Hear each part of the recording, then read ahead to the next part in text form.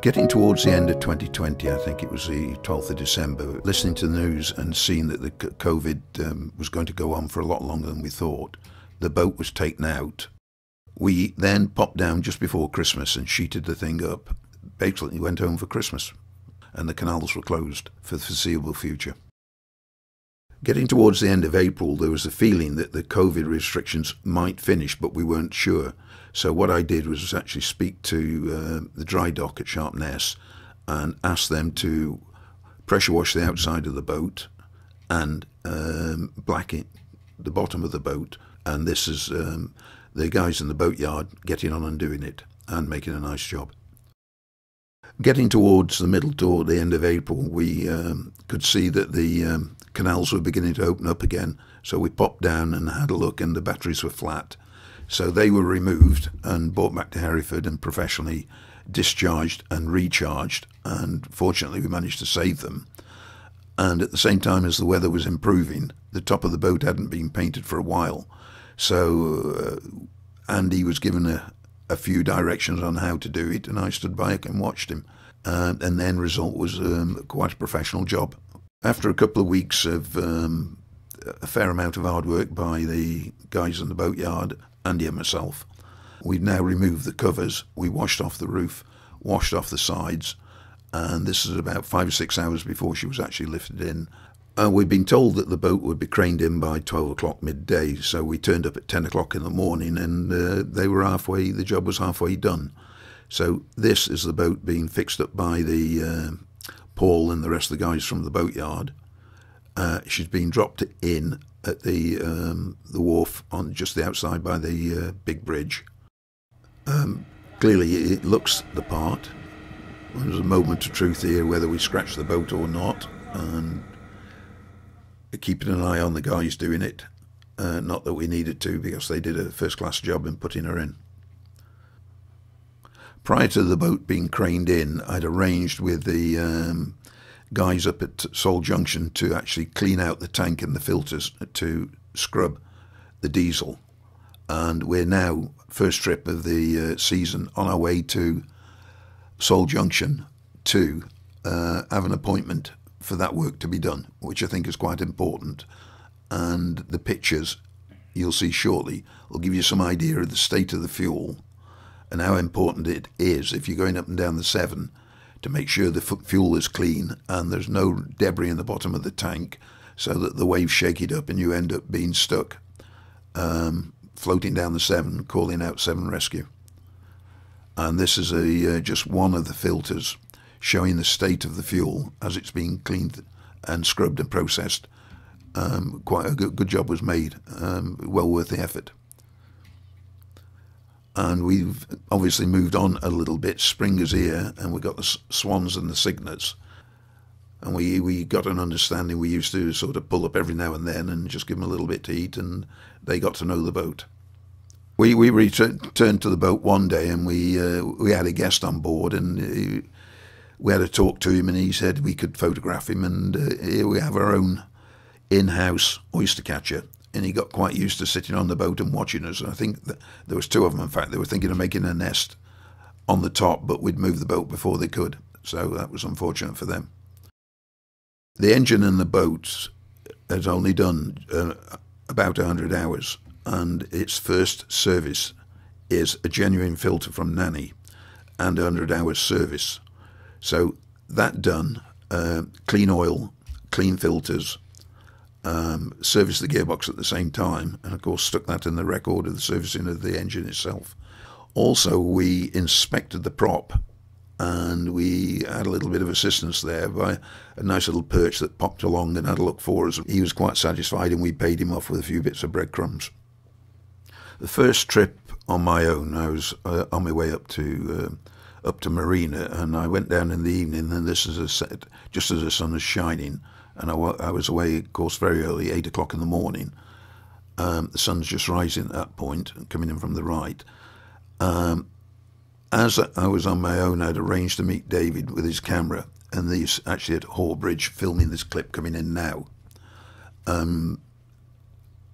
nice and gentle there. I pulled up, put the coffee on. He came on board. We had half an hour there and discussed where else he might take some films. And just easing over now. Whatever people say, it's a little more difficult on your own if you try to moor up. After half an hour or so, I left, and I'm just leaving and going through the bridge itself. There's a little bit of fresh water on. Didn't take very long to get to Upperload Lock, and then through and under the motorway and into the marina, moored up for a few drinks in the evening with Dennis and Pat, who've got a boat moored there. Earlier the next day at about 7 o'clock, I'm just leaving the marina, and it's a little difficulty getting out because we were actually right up in Scrows up to one corner. Once we got out, then it's fairly straightforward, down the Severn, into Gloucester and Gloucester Docks, and on our way back to Sharpness. I'm just coming in to moor up in Sharpness Marina at this moment. I was approached by Andy and wondered whether he could borrow the boat. I said there was no problem, and off we went up the canal. But he brought along his lady friend, and off we went. And it was a really nice day to begin with, but the weather forecast was quite dreadful later in the afternoon, and we thought we'd missed it. But we got just short of Gloucester, and the winds were 30-40 mile an hour. The gates were closed, and it absolutely tipped it down with rain. And that's where we stayed until about 4:30, 5 o'clock. When things eased, the gates were opened, and we moored in Gloucester Docks and popped round to Wetherspoons for a few beers. And a very pleasant night was had by all. Early the next morning, having had breakfast in Wetherspoons, we had a beautiful trip back. The sun was shining, the clouds cleared. Apart from the rain, it was a trip out on the Sharpness Canal, which you take it or you leave it. The spirit of adventure is not yet dead, even though I'm getting on a little bit, and I was getting bored. So what I decided to do was go down to Portishead, and the problem is that because of the commercial vessels in the dock, I had to move into the dock before the sun had set. I took a few photographs of it setting, and then out at 5 in the morning. So once I was in the dock, I was rudely woke up by the dockers, and they gave me a chance to move into the outer dock at about 2:30, 3 o'clock, which is where we are now, and ready to go by 5.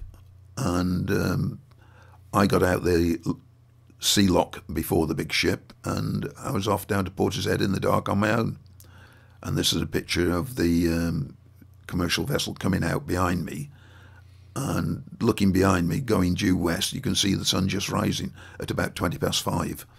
And it was a little rough. It was quite interesting. And the bridge is in the far distance. That's about 8 miles away, doing about 8 to 9 miles an hour. And a nice shot looking over the stern, and you can see the sun actually casting almost a leading light east-west, which is what I was following. And just on the right, we've gone through the bridge. We're now going through the second bridge, and it's gone from being slightly rough to being almost flat calm, which is nice to be on when you're doing 8, 9, 10, 12, 13 mile an hour. In very little time at all, about 2 3/4 hours, I was tied up in Portishead Marina, waiting to pay the man and get a mooring. Having been there all night, I was away fairly early next morning, and we're now just coming up to the new Severn crossing, and there's quite an interesting shot to the right, or to your starboard side, which not many people see. And it's hard to imagine from that we were doing almost 10 mile an hour at that point. And where we are between the two bridges here is flat calm, and yet you're still doing 6, 7, 8, 9, 10 miles an hour. And I know that because I've got a GPS on board, so I can keep an eye on the speed. And you also have an understanding of how fast the tide is going as well from the various charts that we carry on board. And one weekend I decided to have a walk down and take a few shots, and here we are at Llandogo at the old quay, and you can see most of it's fallen into the river. Also, popped over the bridge in Monmouth, had a look upstream, and there's a guy fishing there, and didn't particularly like boats, but it's certainly different with 3 or 4 metres of water in it to what it is today. And that's a nice photograph of the right-hand arch, which of course many people don't see, especially with the water so low. It's almost as though the tide's gone out. In fact, it's just the fact that we'd had no rain for a while. The interesting thing is the arch is normally full of trees, and this time it was empty. This is one of the few trips that we actually did up to Gloucester, and we're just leaving the marina now.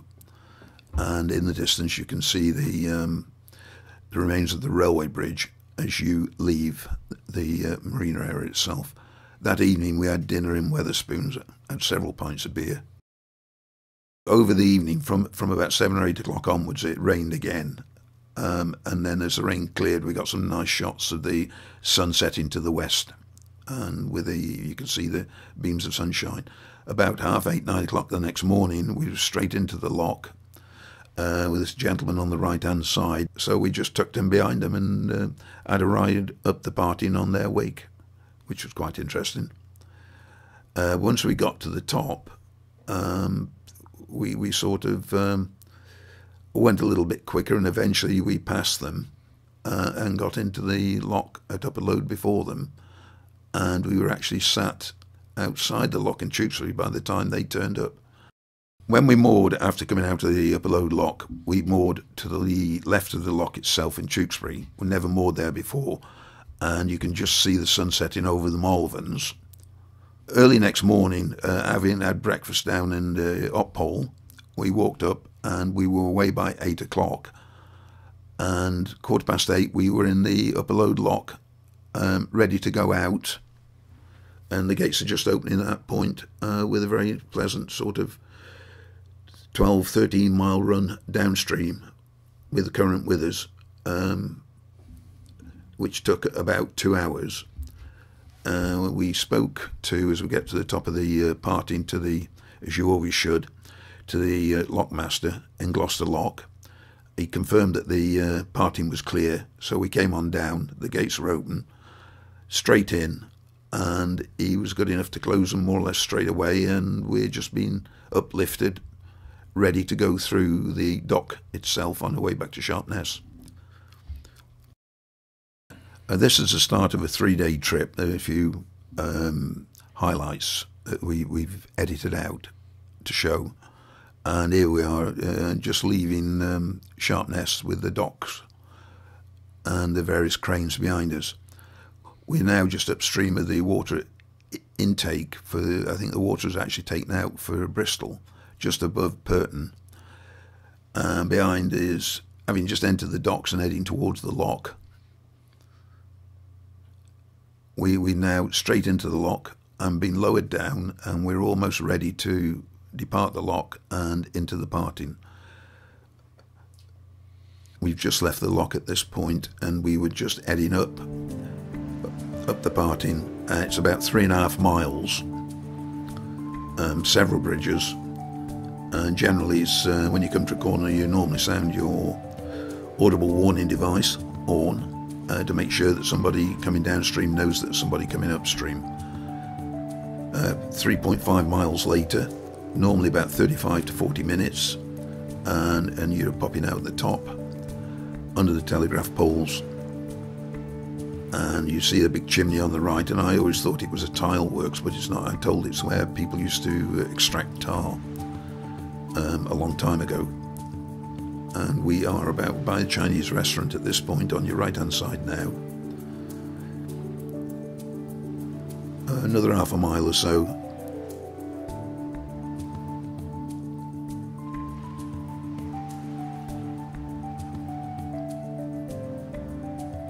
and we are just about coming out to the top and joining onto the Severn from your port side now. The next 9 or 10, actually 12 miles, were done fairly quick, in about 2 hours, and we're actually just in the pool at Tewkesbury, and you can see the remains of the old mill there. Having spent the night there, we're now on our way back out. Andy's on the helm, and we're on our way back down to Upper Lock.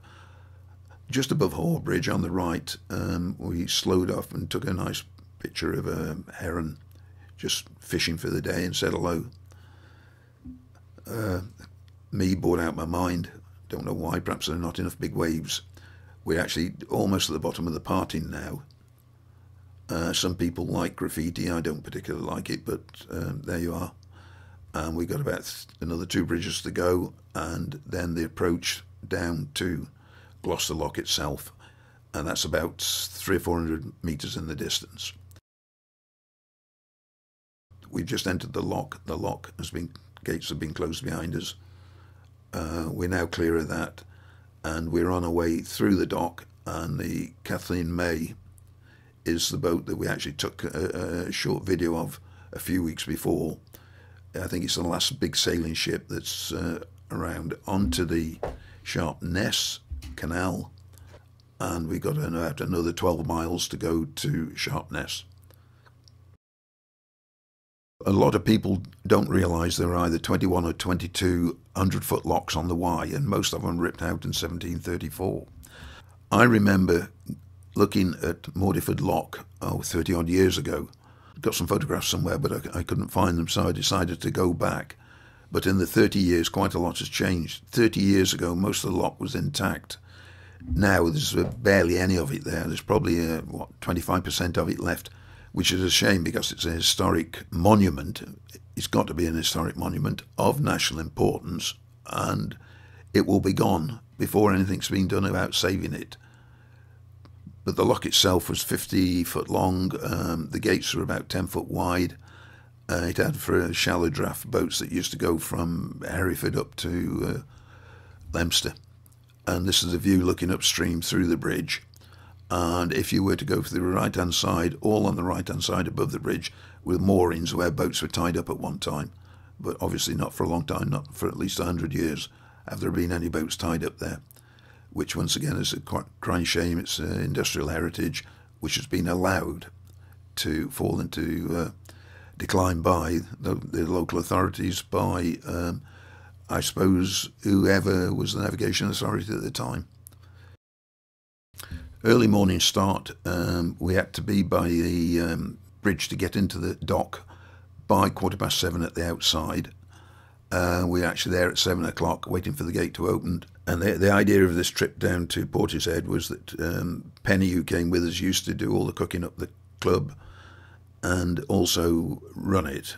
And her husband died a year or so ago, and we'd actually promised to take her and Jim, her husband, on a trip on the boat. And this was really the first time where the weather was good enough. So this is about 7:15, half a mile out of the dock, 8 miles an hour, down towards Portishead, with somebody who's not been out on a boat for a long time. And over the next sort of 2.5 hours, I think we got some nice shots as well, and she did, of the Severn. And it's surprising. You go from it being not rough, but sort of fairly rough, to through the bridge where it's almost flat, to where you get a few waves. It's quite an interesting trip. This is now just approaching the old Severn Bridge. 2.5 miles through that, it's 3 miles to the new bridge. We're about half a mile short of the new one, and we're now approaching Portishead Pier and waiting for the traffic lights to change. We've now moved into the lock, and we always call the way the water comes in there angel wings, which is a fair description of it. We stayed the night, had a few beers, and we were away at, I think, 7 o'clock in the morning, and of course it was dark. So as soon as we got outside, it was we got the GPS on. You could see the Prince of Wales Bridge, or the new bridge in the far distance. We could also see it on our navigation aid, and off we went. 2 hours later, which was quite quick, the 17 or 18 miles were done, and we went to starboard into the dock. And as we went into the dock, you then go from doing 7 or 8 miles an hour to standing still. An interesting 50-mile trip done in about 5.5 or 6 hours in total. The last trip of 2021 was the 5th of November, and it's a trip from Sharpness up to Sol Junction to have the tank pumped out and also top up with diesel. And we left about 8:30 in the morning, and we were dieseling up by about 11:15, then into the marina to have the holding tank pumped out for the toilets, which was done fairly quick. All the necessary chemicals dropped back in there, and handbrake turn, and back down to Sharpness by about 1:30 in the afternoon. A beautiful afternoon coming back. But as you can see from the photograph, the trip back was very uneventful. It was quite cloudy, and we're now coming in through the remains of the old rail bridge into Sharpness itself, and a quarter of a mile up the road we go to the starboard and into the mooring in the marina. That's the last thing we did in 2021. Here's to 2022, and let's hope that the situation improves for everybody.